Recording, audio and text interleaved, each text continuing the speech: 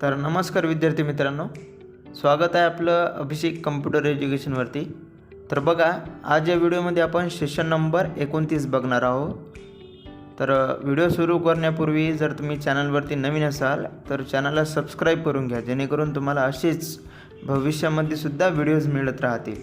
आणि तुमच्या मित्रांना सुद्धा हा व्हिडिओ शेअर करा, कारण त्यांनाही मदत होईल इरा सॉल्व करण्यामध्ये। ठीक आहे, तर चला तर मग सेशन नंबर आपण 29 बघूया। आता यामधून जी टायपिंग प्रॅक्टिस आहे ते तुम्ही सॉल्व करून घ्या मित्रांनो। आपण डायरेक्टली आता जी सेल्फ पाथ लर्निंग आहे ते बघूया। तर यामध्ये 9 स्टेप्स दिलेले आहे बघा, तर 9 स्टेप्स आपल्याला सॉल्व करावे लागेल। ठीक आहे, तर स्टार्ट एक्झाम करूया आणि यामधून नेक्स्ट, तर यामध्ये स्टार्ट।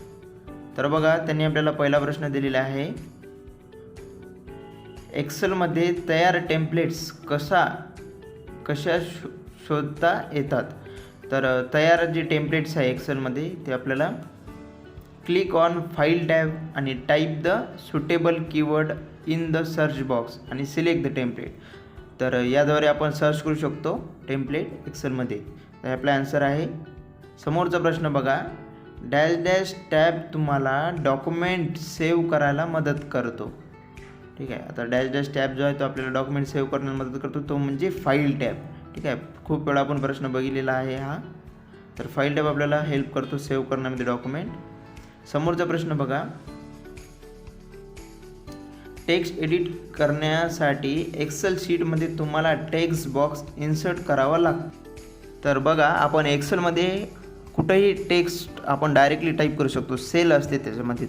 तर टेक्स्ट बॉक्स याचं काम नाही, तर याचं उत्तर जे आहे ते आहे चूक। ठीक आहे, तर नेक्स्ट करूया। यानंतरचा प्रश्न बघा, टेक्स्ट अलाइन करण्याकरिता दिलेल्या इमेजमधून योग्य तो ऑप्शन निवडा। तर आता टेक्स्ट अलाइन करण्यासाठी बघा इमेज दिलेली आहे त्यांनी। आता यामध्ये अलाइनमेंट ग्रुप बघा इथं ऑप्शन डी मध्ये आहे, तर यामधून आपण टेक्स्ट अलाइन करू शकतो। याचा अर्थ आपलं उत्तर आहे ऑप्शन डी। तर यावरती क्लिक करा। आता यामधून समोरचा प्रश्न बघूया बघा, एक्सेलमध्ये फॉन्टचा डिफॉल्ट साईज काय असते। तर एक्सेलमध्ये फॉन्टची डिफॉल्ट साईज ही 11 असते। ठीक आहे, 11। तर क्लिक करा आणि सबमिट। आता समोरचा प्रश्न बघूया, फॉन्ट कलर चेंज करण्यासाठी दिलेल्या इमेजमधून योग्य तो ऑप्शन निवडा।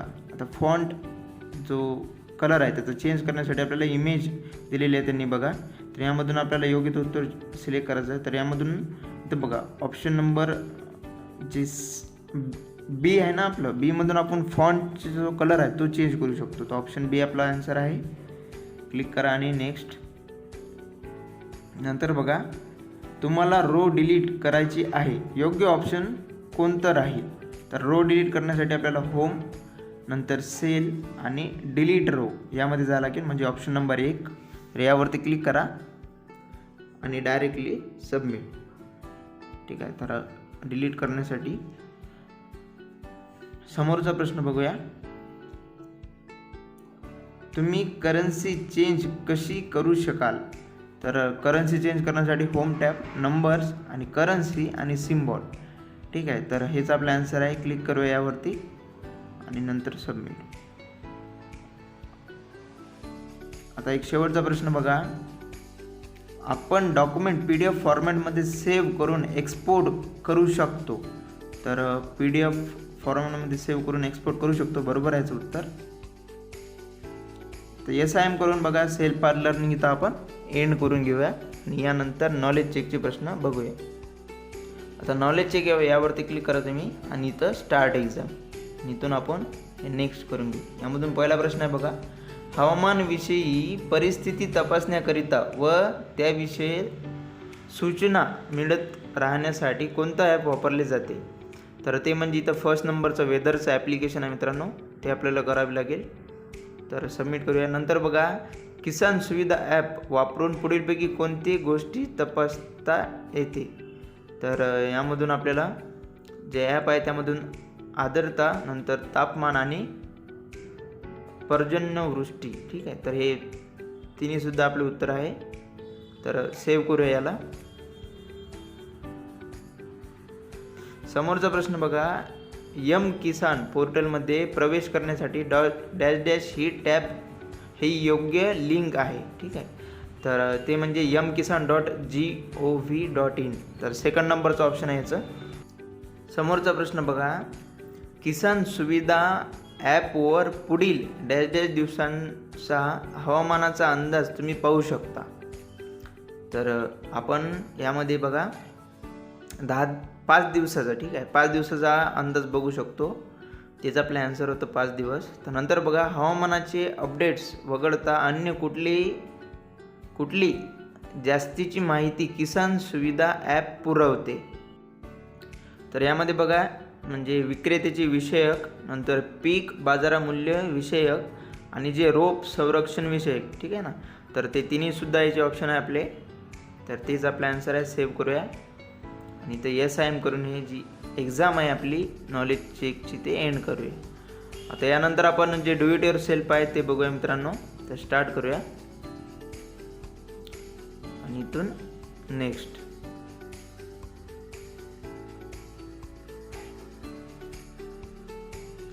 यामधून पहिला प्रश्न बघा, दाखविण्यात आलेल्या वर्कशीटमध्ये A2 to K2 sale select करा आणि फॉन्ट सेंच्युरी गॉथिक करण्यासाठी होम टॅब फॉन्ट ग्रुप याचा वापर करा. तसेच त्याचा फॉन्ट साईज 10 करण्यासाठी होम टॅब फॉन्ट ग्रुप याचा वापर करा. आता इथं स्टार्ट एक्झाम करूया. आता त्यांनी एक सेल दिलेला आहे बघा. तर त्या सेलपैकी A2 ते K2 आपल्याला सेल सिलेक्ट करावी लागेल. तर आपण ते सेल करून घेऊ बघा, A2 ते K2 पर्यंत. आता सेल सिलेक्ट केली. आता आपल्याला फॉन्ट चेंज करायचा आहे. तिथून जे होम टॅबमधून फॉन्ट ग्रुपमधून फॉन्ट जे आहे ते आपण आता इथून चूज करून घेऊ, ठीक आहे. तर डायरेक्टली टाईप करू शकतो किंवा या ॲरोमधून आपण सिलेक्ट पण करू शकतो.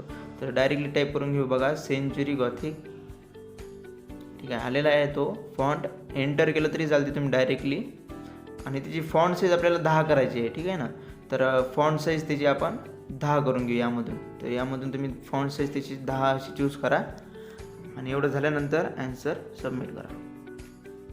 सेकंड प्रश्न बघा, दिलेल्या वर्कशीटमध्ये सेल A1 म्हणजेच customer service call log select करा. हे टेक्स्ट अनरॅप करण्यासाठी home tab alignment group wrap text याचा वापर करा. तसेच ते अनमर्ज करण्यासाठी होम टॅब अलाइनमेंट ग्रुप याचा वापर करा. तर स्टार्ट एक्झाम करूया. तर बघा, आता आपल्याला A1 म्हणजेच कस्टमर सर्व्हिस कॉल लॉग आहे ना. तर हे पूर्ण जो रो आहे तो सिलेक्ट होऊन जाईल. यामधून रॅप टेक्स्ट, तर या रॅप टेक्स्ट काढून टाकायचं आहे. तर रॅप टेक्स्टवरती आपण क्लिक केलं आणि यामधून जे मर्ज सेंटर आहे त्यावरती क्लिक करा आणि यामधून अनमर्ज सेल, ठीक आहे. तर ते पण करून टाकू यामधून अनमर्ज सेल आणि नंतर जे आहे ते आन्सर सबमिट करा. समोरचा प्रश्न बघा, दिलेल्या टेम्पलेटमध्ये टेबल सिलेक्ट करा. त्याला top and thick bottom border apply करण्यासाठी होम टॅब फॉन्ट ग्रुप आणि ऑल बॉर्डर मेन्यू आयटम्स याचा वापर करा. तर स्टार्ट एक्झाम करूया आणि आपल्याला जे टेम्पलेट त्यांनी दिलेलं आहे बघा. तर पूर्ण जो टेबल आहे तो पूर्ण सिलेक्ट करून घ्या. यामधून केल्यानंतर इथं जे फॉन्ट्स ग्रुप आहे यामधून बॉर्डरचं ऑप्शन आहे बघा, इथं बॉटम बॉर्डर्स, तर यावरती क्लिक करा आणि यामधून थिक आउटसाईड बॉर्डर, ठीक आहे. तर यावरती क्लिक करा आणि सबमिट. किंवा तुम्ही टॉप अँड थिक बॉर्डरसुद्धा त्यामधून करू शकता, ठीक आहे ना. समोरचा प्रश्न बघा, दिलेल्या वर्कशीटमध्ये B2 सेल सिलेक्ट करा. त्याचा फॉर्मॅट कॉपी करा. तो फॉर्मॅट सेल A3ला अप्लाय करण्यासाठी होम टॅब क्लिपबोर्ड ग्रुप आणि फॉन्ट फॉर्मॅट पेंटर याचा वापर करा. तर स्टार्ट करूया एक्झामला आणि यामधून बघा, आता B2 सेल आपल्याला सिलेक्ट करावी लागेल. तर B हे कॉलम आणि 2, ठीक आहे. तर B2 वरती क्लिक करूया आणि इथून फॉर्मॅट पेंटरचा उपयोग करायचा आहे. तर फॉर्मॅट पेंटर यावरती क्लिक करा फक्त आणि दुसरं बाहेर कुठंच क्लिक करू नका. डायरेक्टली आपल्याला त्यांनी जो सांगितली सेल म्हणजे A3, तर A3 वरती डायरेक्टली क्लिक करायची आपल्याला. तर बघा, त्याचा जो फॉन्टचा जो कलर आहे बॅकग्राऊंड तो बी चेंज झालेला आहे. तो फॉर्मॅटिंग लागू झाली. सबमिट करूया आन्सरला. शेवटचा प्रश्न बघा, दिलेल्या एक्सेल टेम्पलेटमध्ये टेबल सिलेक्ट करा. सर्व डेटा क्लिअर करण्यासाठी editing group clear all option याचा वापर करा. तर स्टार्ट करूया. परत आता आपल्याला पूर्ण टेबल सिलेक्ट करावे लागेल यामधून आणि पूर्ण जो डेटा आहे तो क्लिअर करावा लागेल, ठीक आहे. तर आपण यामधून डायरेक्टली कंट्रोल ए जरी प्रेस केलं तरी बी चालते, किंवा तुम्ही यामधून पूर्ण असं सिलेक्ट जरी केलं तरी पण चालेल. ठीक आहे, तर आपण असं सिलेक्ट करून घेऊ यामधून. बघा ठीक आहे, इथं एक ऑप्शन आहे, यामधून डायरेक्ट जर क्लिक केलं ना तर इथं पूर्ण सिलेक्ट होऊन जाते या कोपऱ्यामध्ये. बघा इथं एच्या साईडला थोडं. नंतर या क्लिअरच्या ऑप्शनमध्ये जा. क्लिअर केल्यानंतर इथं बघा क्लिअर फॉर्मॅटचं ऑप्शन आहे, तर क्लिअर फॉर्मॅटवरती क्लिक करा. ठीक आहे, आता एवढं झाल्यानंतर हे बाई हे क्लिअरमधून हे क्लिअर ऑल करा. ठीक आहे, क्लिअर ऑल, क्लिअर फॉर्मॅट नाही, क्लिअर ऑल करा. नंतर ॲन्सर सबमिट करा. तर इथं एंड करून घेऊ डू इट युअर सेल्फला, आणि इथं एंड एक्झाम. तर बघा अशाच प्रकारे आपण डू इट युअर सेल्फसुद्धा इथे बघितलेलं आहे. यानंतर आपण प्रोसेस फोलिओ बघून घेऊ मित्रांनो. तर चला तर मग स्टार्ट करूया प्रोसेस फोलिओला. आणि यामधून स्किल सेट बघा त्यांनी data tab of MS Excel. तर आपल्याला MS एक्सेलमध्येच हा जो प्रोसेस फोलिओ आहे तो सॉल्व करायचा आहे. 10 मिनटं परत वेळ आहे. आता मी तुम्हाला खूप वेळेस सांगितलेलं आहे मित्रांनो कसं सॉल्व करायचं ते.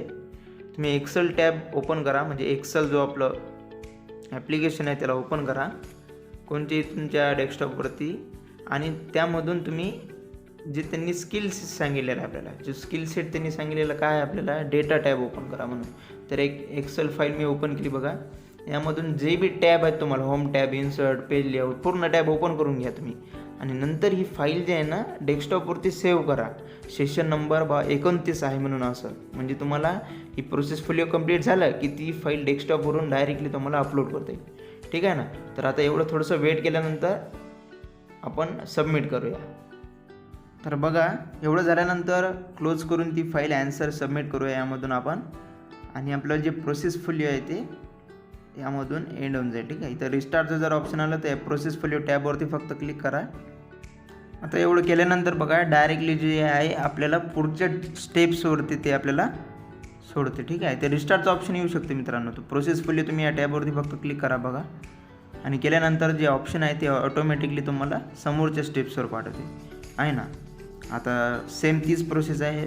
परफॉर्म स्टेटस या बटनला इनेबल करायचं आहे. आणि मी जी तुम्हाला सांगितली ना फाईल तुम्ही डेस्कटॉपवर सेशन नंबर 29 नावाने सेव्ह करा, तर तीच फाईल तुम्हाला इथं अपलोड करावी लागेल. तर आता इथं आपण चूज फाईलमधून ती जी फाईल तुम्ही ठेवलेली आहे ती फाईल आपण सिलेक्ट करून घेऊ. तर आता चूज फाईल करूया. आणि बघा इथं तुम्ही डेस्कटॉपवरती जर ती फाईल सेव्ह केली असेल तर डेस्कटॉपवरून चूज करून घ्या. ठीक आहे, आणि जिथेही तुम्ही फाईल ठेवली असेल ना त्यामधून एक्सेल फाईलच घ्या, वर्ड फाईल घेऊ नका. कारण आपला जो स्किल सेट आहे तो एक्सेलचा होता. आणि यामधून नंतर जे आहे ते ॲन्सर आपलं सबमिट करूया. तर बघा प्रोसेस फोलिओ इथं कंप्लीट झालेलं आहे. यानंतर आपल्याला सिम्युलेशन क्वेश्चन्स आहे. तर सिम्युलेशन क्वेश्चन आपण आता बघून घेऊ.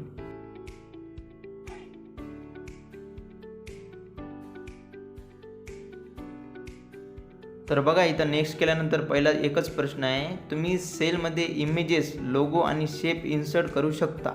आता B2 या सेलमध्ये कंपनीचा लोगो इन्सर्ट करा. आता आपल्याला लोगो इन्सर्ट करायचा आहे, तर स्टार्ट करूया.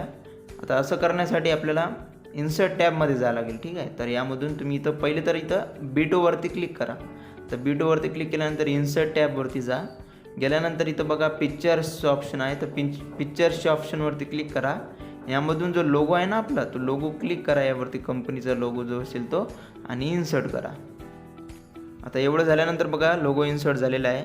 आणि आपला ॲन्सर जे आहे ते सबमिट पण होऊन जाईल इथं ऑटोमॅटिकली. तर सिम्युलेशन क्वेश्चन इथं बघा इथं आपलं झालेलं आहे. आता यानंतर आपण फक्त आपलं सेशन कम्प्लिशन टेस्ट राहिलेली आहे, तर ते आता आपण बघून घेऊ. तर सेशन कम्प्लिशन टेस्ट चालू करूया.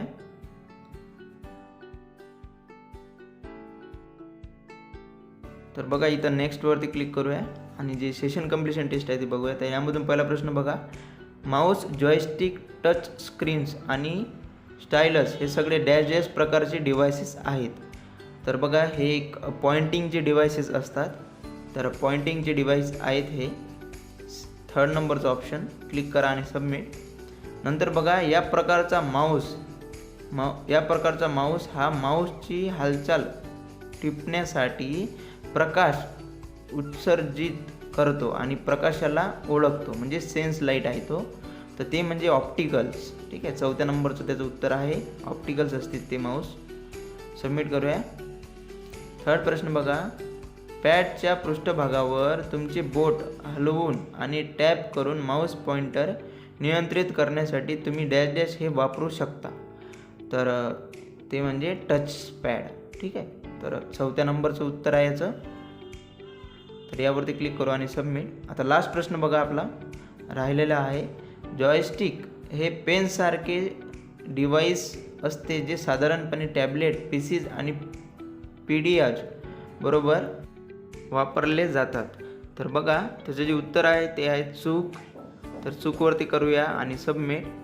तर बघा अशा प्रकारे आपण इथं सेशन कंप्लीशन टेस्ट बघितलेली आहे मित्रांनो.